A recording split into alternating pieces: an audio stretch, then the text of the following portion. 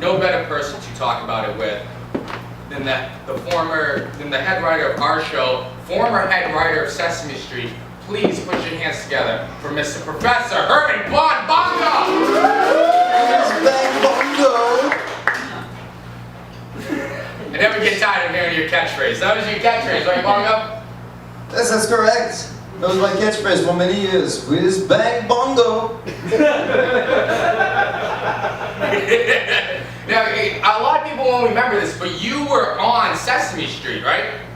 That's correct. I only worked on the show for 1 year, but I wrote on the program for many, many years. It gave me a first-hand perspective on the inner workings of the entertainment industry. Really? Now, Bongo, you're the perfect person to talk to about this.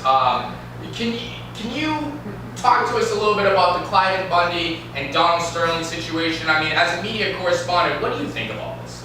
It has all been blown out of proportion. Let's look at Cliven Bundy.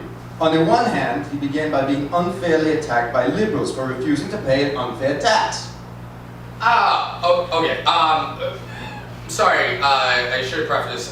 Folks, Professor Bongo is actually a very conservative Muppet, which is rare, right? That is correct, Sam. In fact, that was the reason I was fired from Sesame Street.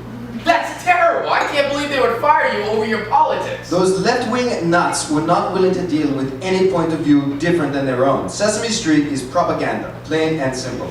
It's liberal brainwashing. Well, that's kind of a big claim. Not one episode I wrote was aired, and there was some gems. There was the episode where Oscar the Grouch exercises his right as a citizen and buys a handgun. Okay, that sounds a little dark. Or there was the one where Ernie and Bert single-handedly destroy the sanctity of marriage by getting gay married. Yeah. Or there was the heartwarming Christmas special that I wrote, exhibiting the virtues of the season. Oh, well, you know what? That sounds pretty tame. I don't see why they would have a problem with that. That was where Elmo sees what Sesame Street would have been like had he been aborted as a fetus. Oh, Jesus! Jesus, Bongo! Oh, God. So you had Elmo get aborted? If the liberals got their way, yes, he would have been aborted as a fetus. It was a heartwarming episode, Sam. God, okay, I think we're a little bit off track here. Right, Cliven Bundy.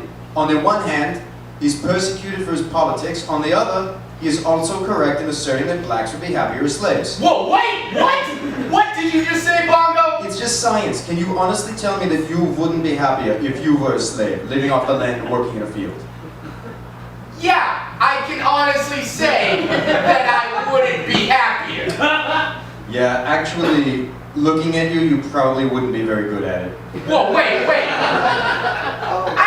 Whoa! I feel offended. I wrote an episode all about this for Sesame Street where Grover and Gordon visit a plantation. Oh my God. Okay, all right. Bongo, we're not gonna... It was heartwarming. I'm sure it was, Bongo. What about Donald Sterling? Donald Sterling is a very different case. What he did was disgusting. See? Good. Now we have something we can agree on. Dating a person outside of his race like that. Bongo! Oh my God, I walked right into that one. But it doesn't end there. Everything about him is terrible.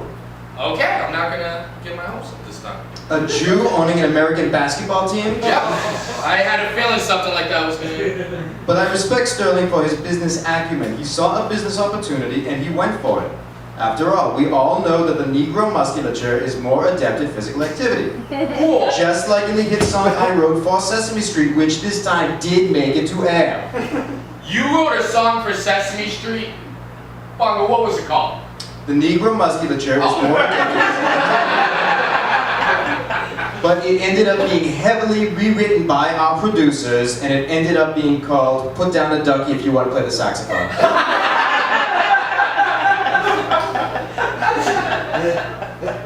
Professor Bongo, is there anything you think we can learn this week? Sam, let me be frank. These stories are being misrepresented because of the inaccuracies and miscommunications caused by new media. New media? Oh, so you mean like Twitter? I'm sorry, I meant to say the Jew media. God damn it! Ladies and gentlemen, Professor von Bongo!